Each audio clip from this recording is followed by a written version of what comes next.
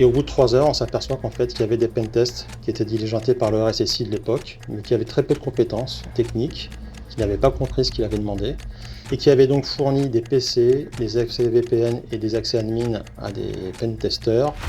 Et donc là, il avait compris qu'il y avait peut-être eu une boulette. Bienvenue dans Les Résilients, le podcast des super-héros du numérique. Un podcast produit par NetMedia en partenariat avec Splunk. Splunk aide les organisations à être plus résilientes grâce à sa plateforme unifiée de sécurité et d'observabilité.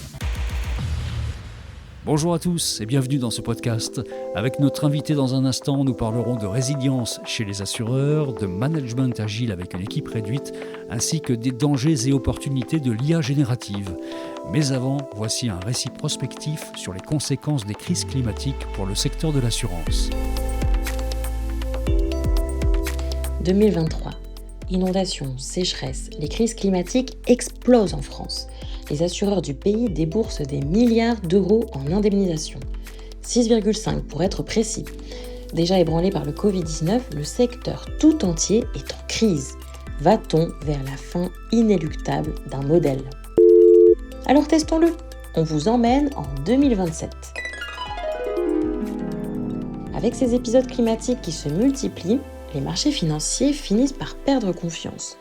Mais ça encore, le secteur de l'assurance peut s'en relever. Maintenant, on se projette un peu plus loin, même assez loin, en 2050. On part sur des épisodes de sécheresse suivis de fortes inondations. Et en plus de ça, on rajoute une grosse tempête qui entraîne la rupture d'un barrage hydraulique. Vous êtes bien accrochés ? Car la menace climatique prend encore de l'ampleur.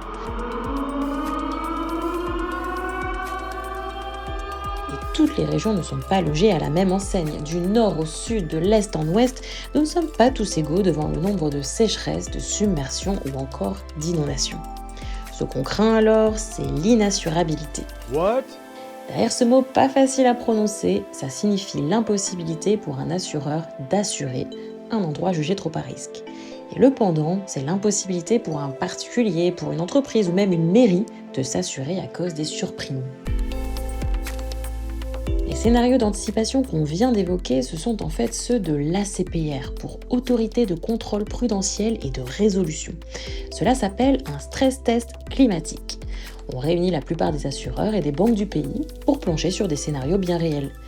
D'ailleurs, en 2024, c'était bien réellement qu'on comptait déjà 1500 communes en France qui ne trouvaient pas d'assurance.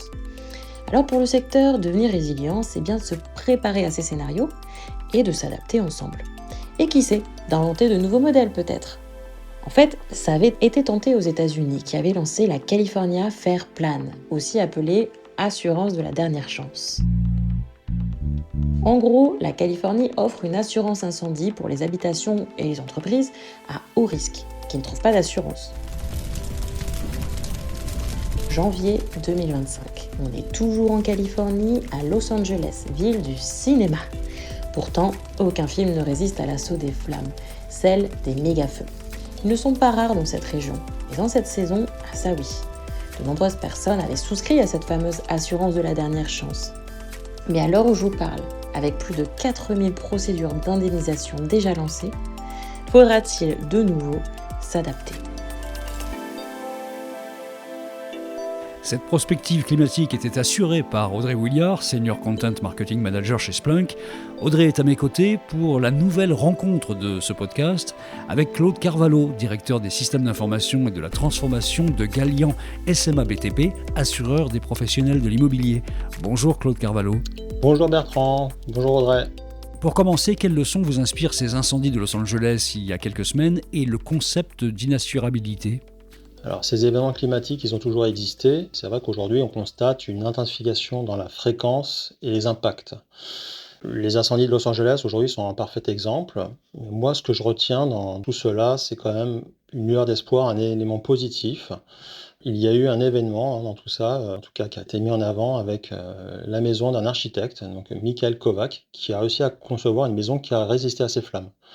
En choisissant des matériaux résistants, donc des murs en fibre ciment, des vitres capables de supporter des températures extrêmes, un toit végétalisé qui limite l'inflammabilité et un jardin pensé pour ralentir la propagation du feu. avec un parterre de roches volcaniques et de plantes adaptées. En résumé, il va falloir effectivement qu'on change notre mindset dans la construction et innover pour y résister et faire face à ces menaces croissantes. Moi, de manière plus générale, ce que je peux voir et ce que je constate, c'est que le défi pour les assureurs, ça va être effectivement de continuer à couvrir des risques dans des conditions tarifaires acceptables pour les assurés. Ça va passer beaucoup par de la prévention. Il va falloir qu'on aide à réduire ce risque d'exposition à nos clients, à nos assurés, par exemple justement par le choix de matériaux pour rendre les infrastructures plus résilientes au feu, au vent, à l'eau ou à toute autre menace pouvant causer des dommages. On peut prendre par exemple l'exemple du Japon aujourd'hui, même si ce n'est pas des risques climatiques en tant que tels, avec les risques sismiques, mais aujourd'hui au Japon il est inconcevable de construire un bâtiment sans respecter des normes sismiques. En gros, ils ont réussi à construire des infrastructures en s'adaptant à leur environnement. Pour cela, si on revenait à un sujet plus technologique, aujourd'hui, côté assurance, les enjeux vont être de la consolidation au niveau de la data pour une meilleure connaissance des risques et mieux identifier les zones exposées aux menaces climatiques.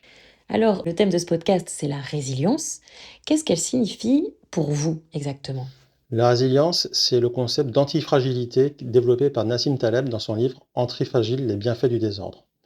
En fait, Nassim Taleb, il oppose deux concepts, la robustesse et l'antifragilité. La robustesse, c'est ce qui résiste sans vraiment s'améliorer au stress. L'antifragilité, c'est l'inverse. On prospère face aux incertitudes et aux crises et on est capable de s'améliorer face aux crises. Aujourd'hui, la résilience, pour moi, donc, c'est la capacité de certains systèmes à non seulement résister aux chocs, aux crises, mais à en sortir renforcés. La résilience, c'est vraiment la capacité à encaisser et à rebondir. Et dans le secteur de l'assurance, Claude, quels sont les risques majeurs et la vision de la résilience ? Dans le secteur de l'assurance, évidemment, on est orienté gestion de risque. C'est culturel, c'est notre métier. Une compagnie d'assurance, après tout, elle doit être solvable si elle veut pouvoir couvrir les sinistres de ses assurés. Ça va être par exemple disposer de réserves financières suffisantes, évaluer correctement les risques qu'on assure, diversifier les risques couverts pour ne pas avoir trop de concentration des engagements sur un seul secteur ou une seule zone géographique. Aujourd'hui, il faut avoir en tête que si l'entreprise d'assurance devient défaillante, il y a des risques de non-indemnisation des sinistres, même si derrière il y a des fonds de garantie et un dernier recours.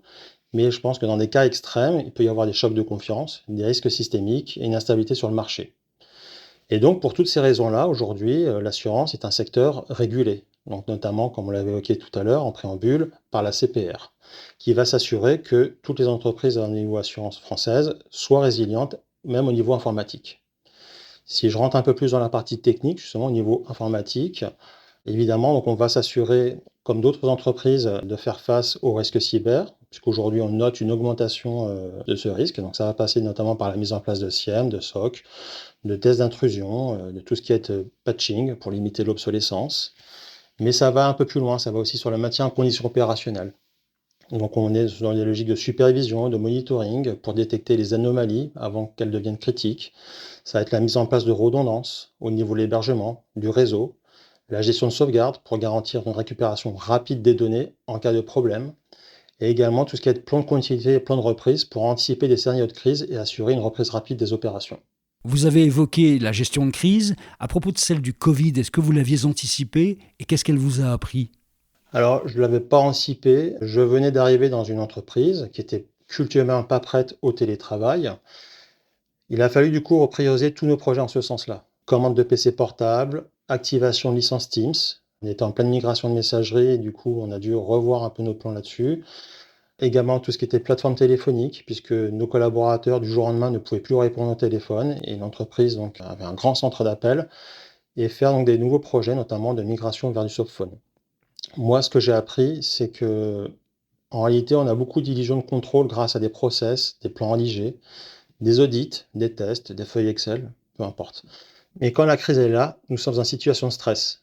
Et au-delà de la documentation et des tests, vous avez intérêt à avoir une équipe qui se connaît très bien pour avoir un collectif solide et des automatismes pour affronter les problèmes qui se présentent à eux. Alors, on a parlé du Covid, mais je me demandais, est-ce qu'il y avait une autre gestion de crise qui vous semble réussie et surtout dont vous avez pu tirer des leçons? Il y a quelques années, j'ai mon responsable d'infrastructure qui est venu me voir, donc c'était un lundi soir, donc fin de journée de travail, et qui me relate qu'il y a une tentative d'élévation de privilèges sur un serveur back-office. Donc les premières investigations étaient évidemment de se renseigner, d'en informer le RSSI, de voir aussi auprès de nos sous-traitants, de d'autres acteurs au niveau de la DSI pour savoir si l'activité était légitime ou pas.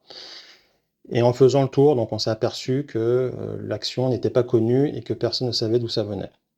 Donc en fait, on avait 2 choix. Soit ça venait vraiment de l'intérieur et on ne sait pas qui et personne ne se dénonce, sachant qu'on était dans une DSI d'une 30aine de personnes, on fait vite le tour des personnes pour savoir. Choix 2, l'attaque elle venait de l'extérieur et on n'a rien vu venir. Et là, ça nous inquiétait fortement puisque c'était un serveur back-office, un serveur qui n'était pas exposé au web, et donc on se dit que potentiellement, il y a d'autres serveurs qui sont touchés. Donc très rapidement, on a décidé de déclencher une cellule de crise. Donc on a décidé de couper le réseau, couper les serveurs. Il est à peu près 20h qu'on a décidé de ça. Moi, de mon côté, j'informe mon directeur général et le CODIR. Et de l'autre côté, je laisse les équipes commencer à travailler sur le sujet. Le lendemain matin, aux horaires réunion de crise. Et au bout de 3 heures, on s'aperçoit qu'en fait, il y avait des pentests qui étaient diligentés par le RSSI de l'époque, mais qui avaient très peu de compétences techniques, qui n'avaient pas compris ce qu'il avait demandé, et qui avaient donc fourni des PC, des accès VPN et des accès admin à des pentesters. Et donc là, il avait compris qu'il y avait peut-être eu une boulette. Donc ensuite, on a fait un bilan de tout cela. On a compris qu'il fallait avoir un RSSI qui ait des compétences techniques, puisqu'à l'époque, le RSSI endossait un rôle plutôt administratif et de gouvernance, sans réelles compétences techniques, qu'il y avait une ségrégation forte entre le RSSI et le DSI, ça c'était une volonté de la direction générale, certes, mais derrière, pour moi de mon côté, voilà, j'avais déjà évoqué à plusieurs reprises à mon DG, mais c'était toujours un sujet délicat sur la compétence du RSSI, puisque vous étiez juge et partie. Claude Carvalho, au sein de Galian SMA BTP, vous avez mis en place un système de management dont l'objectif, c'est d'être opérant en cas de crise, justement. Est-ce que vous pouvez nous raconter à quoi ça ressemble ? Donc en fait, ça va être surtout un système de délégation et ce qu'on appelle le principe de subsidiarité. En fait, c'est vraiment construire un lien de confiance entre vous et votre équipe. Donc il faut être de son côté très explicite dans vos attentes envers les collaborateurs. Une fois que vos collaborateurs ont fait preuve de leurs compétences lorsqu'ils exécutent leur mission, là, vous pouvez commencer réellement à pouvoir déléguer. Aujourd'hui, le collaborateur, quand il est sur le terrain, il doit prendre des décisions. Et si à chaque fois, il doit passer par la chaîne hiérarchique pour prendre des décisions, on ne va pas être véloce. Pour qu'une décision soit efficace, il faut qu'elle soit prise rapidement et il faut qu'elle soit exécutée rapidement. La vélocité de l'exécution, c'est un facteur clé de succès pour affronter une crise. C'est pour ça qu'en situation de crise, les collaborateurs doivent pouvoir exécuter rapidement sans en référer à la hiérarchie. Quand on a préparé l'épisode, vous nous avez parlé d'un principe, celui des Key People. Ouais. Qu'est-ce que c'est exactement ? Le concept de Key People, c'est quelque chose que j'ai souvent vu au travers de mes différentes expériences.